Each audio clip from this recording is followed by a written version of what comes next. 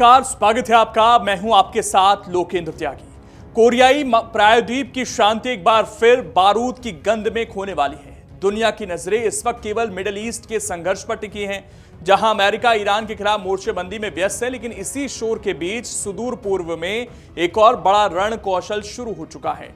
सोमवार की सुबह जब दुनिया की नजरें इजराइल और ईरान के तनाव पर थी, ठीक उसी वक्त दक्षिण कोरिया की सरजमी पर अमेरिकी जूतों की धमक सुनाई देने लगी। अमेरिका और दक्षिण कोरिया ने अपने अब तक के सबसे बड़े सैन्य अभ्यासों में से एक फ्रीडम शील्ड का आगाज कर दिया है। हजारों सैनिकों की मौजूदगी और अत्याधुनिक हथियारों की गड़गड़ाहट सीधे तौर पर उत्तर कोरिया के तानाशाह किम जोंग उन के लिए एक बड़ी चेतावनी मानी जा रही है। 9 मार्च से शुरू हुआ यह शक्ति प्रदर्शन 19 मार्च तक जारी रहेगा। दक्षिण कोरिया के जॉइंट चीफ्स ऑफ स्टाफ ने आधिकारिक तौर पर पुष्टि की है कि इस युद्ध अभ्यास में लगभग 18,000 दक्षिण कोरियाई सैनिक अपनी युद्ध क्षमताओं का प्रदर्शन करेंगे। हालांकि अमेरिकी सेना ने रणनीतिक कारणों से अपने सैनिकों की सटीक संख्या को सार्वजनिक नहीं किया है, लेकिन जिस पैमाने पर लड़ाकू विमान और नौसेना बेड़ों की हलचल देखी जा रही है, उससे साफ है कि वॉशिंगटन इस क्षेत्र में अपनी पकड़ ढीली नहीं करना चाहता है। आपको बता दें, इस युद्ध अभ्यास के पीछे गहरा सस्पेंस भी काम कर रहा है। दरअसल दक्षिण कोरियाई मीडिया में इन दिनों ये चर्चा जोरों पर है, क्या अमेरिका 2 मोर्चों पर एक साथ अपनी पूरी ताकत झोंक पाएगा। खबरें ऐसी भी हैं कि अमेरिका ने मिडिल ईस्ट में ईरान के खिलाफ जारी तनाव के कारण दक्षिण कोरिया से कुछ सैन्य संसाधनों और हथियारों को वहां शिफ्ट करना शुरू कर दिया है।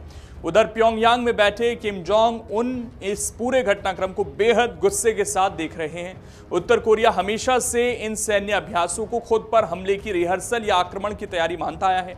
हाल के महीनों में किम जोंग उनका रुख सियोल के प्रति बेहद आक्रामक रहा है। पिछले महीने प्योंगयांग में आयोजित एक सम्मेलन में उन्होंने स्पष्ट कर दिया था कि वो दक्षिण कोरिया को अपना मुख्य दुश्मन मानते हैं। हालांकि उन्होंने अमेरिका के लिए बातचीत का एक झरोखा खोला रखा हुआ है, लेकिन उनकी शर्त साफ है कि अमेरिका को परमाणु निरस्त्रीकरण की जो जिद है कोरिया के लिए, उसको छोड़ना होगा, तभी वो बातचीत करेंगे।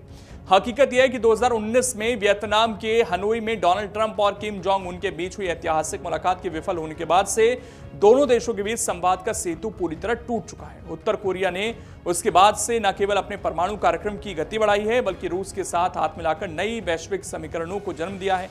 रूस यूक्रेन युद्ध में किम जोंग उन ने खुलकर पुतिन का साथ दिया, जिसके बदले में उत्तर कोरिया को अत्याधुनिक सैन्य तकनीक मिलने की आशंका रूस के जरिए जताई गई है। फ्रीडम शील्ड साल में 2 बार होने वाले उन आयोजनों में से है जो मुख्य रूप से कंप्यूटर सिमुलेशन और कमांड पोस्ट ट्रेनिंग पर आधारित होते हैं। हालांकि दक्षिण कोरियाई राष्ट्रपति ली जे म्यूंग का प्रशासन भी इस तनाव को कूटनीति के जरिए सुलझाने की मंशा जता चुका है।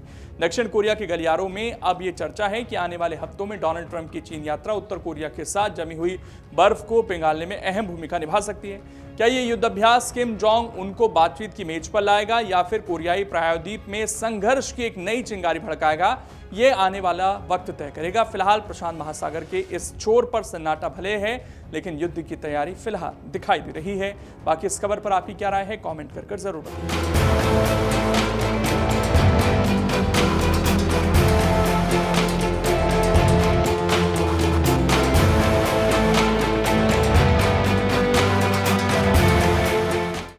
अगर आप ये वीडियो YouTube पर देख रहे हैं तो हमारे चैनल को सब्सक्राइब कर बेल आइकन दबाएं और Facebook पर देख रहे हैं तो हमारे पेज को लाइक करें।